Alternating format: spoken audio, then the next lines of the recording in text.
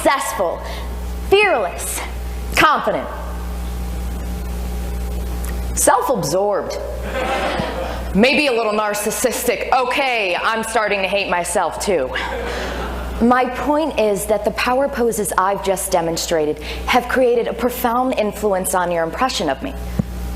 My power posing has manipulated the control of your attention through the limitless potential of not what you hear, but what you see. Body language. Body language is the postures, gestures, and facial expressions by which a person manifests various physical, mental, or emotional states and communicates non-verbally with others. This non-vocal expression is truly the inexhaustible resource of power that formulates our human interaction.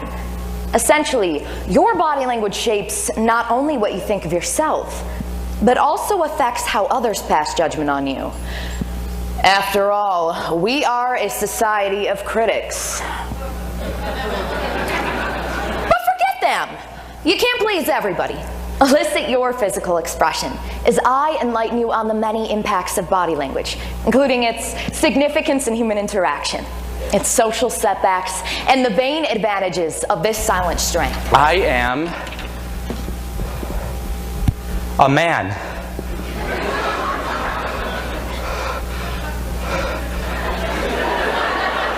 Okay, I should probably explain. This morning, I came to school dressed up as a woman. Okay, I should probably explain more. Last night, my mom told me that I didn't know what it was like to be a woman. Yeah, okay, Mom. So to prove her wrong, I put on her dress, heels, and a blonde wig, becoming Cinderella, or Cooperella.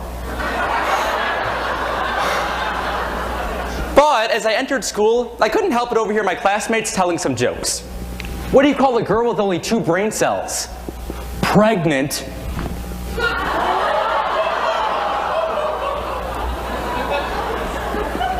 Did that offend you? Well, it offended me.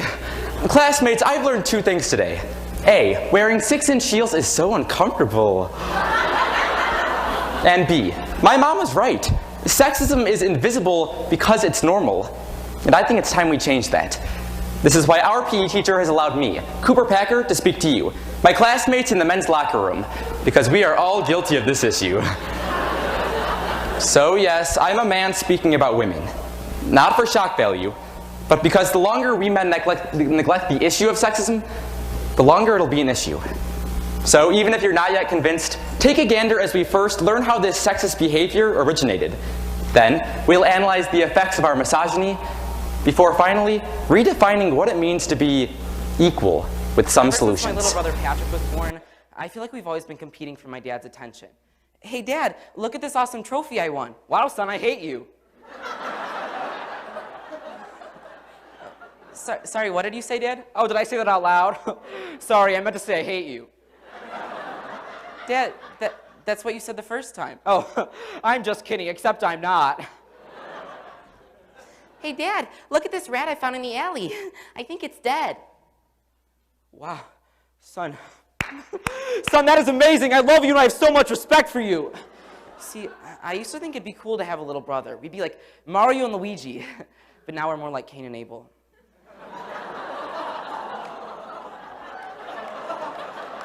But seriously, we used to play all these fun games, you know, like Power Rangers and Cops and Robbers and Phantom of the Opera. He was the Phantom, I was the Opera. But ever since my little brother entered and won the Now That's What I Call Talent show, it's all that my dad can talk about. But his talent wasn't even all that cool. All he did was sing a rendition of Ave Maria.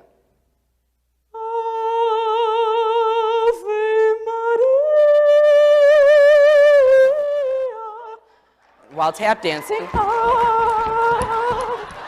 and juggling chainsaws that were on fire.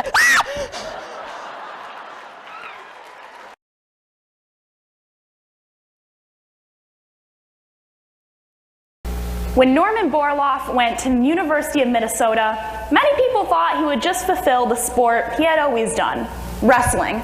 He was supposed to go through the wrestling program at Minnesota and become a professional wrestler. But Norman Borlaug decided at University of Minnesota Twin Cities that he loved biology. He decided that wrestling alone just wasn't for him. Now, he was expected to go off with his jock friends and party, but what he really wanted to do was hit the books. So that's what he decided to do. And because he stuck with biology, he was able to win a 1965 Nobel Peace Prize for the invention of dwarf wheat. And that's no short thing to laugh at. He understood that if he was able to create dwarf wheat, it could save thousands of African children when they couldn't grow wheat in their own sub-Saharan desert lands.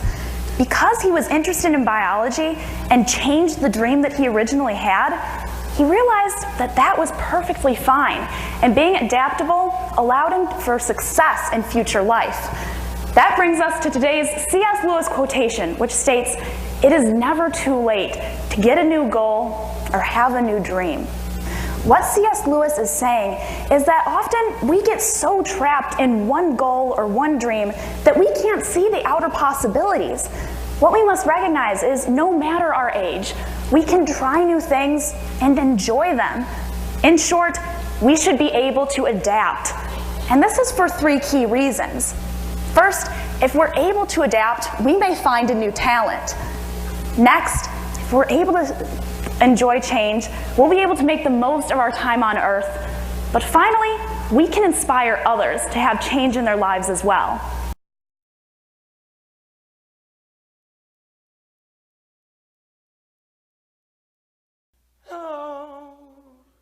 But soft would light through yonder window breaks. Pat, What? I'm not playing the girl. Okay, well, I'm not gonna play the girl. But soft would light through yonder window. Pat, What? I'm really not playing the girl. Okay, well, you got to. Why? Because you've got the feminine figure. Yeah? Oh, yeah. I do! Would light through yonder window breaks. Oh, Romeo, Romeo! Wherefore art thou, Romeo? Deny thy father and refuse thy name, and shall no longer be a Capulet.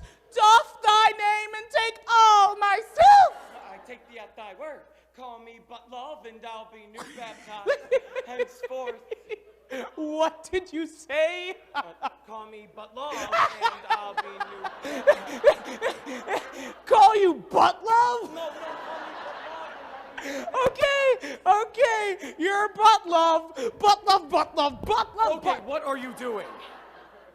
Well, you know what they say, Romeo. Lack of booty makes you moody.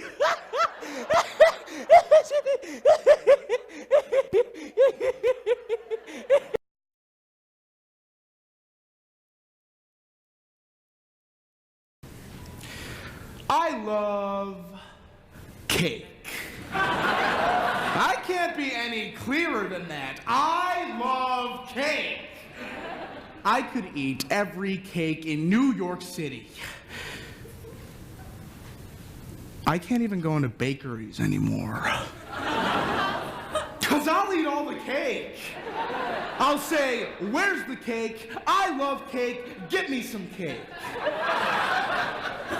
And they'll say, we know how much you love cake. We know that you rarely have enough money to buy our cake, so you can't come in here because you can't afford the cake. But you love the cake. So get out of here. You cannot have any of the cake. You don't have the money to buy any of our cake.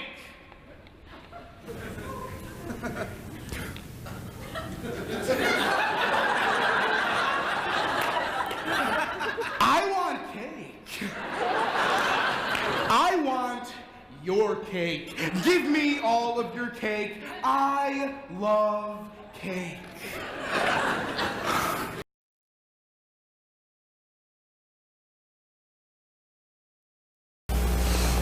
In news near you, the Chicago Transit Authority is planning a $492 million upgrade to a portion of the agency's rail lines that could cut 10 minutes off the time to travel between O'Hare International Airport and the city's downtown.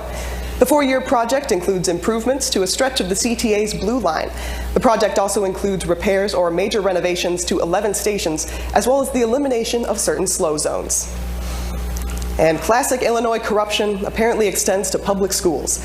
A former business official with Carterville Schools admitted he stole funds from the Southern Illinois district.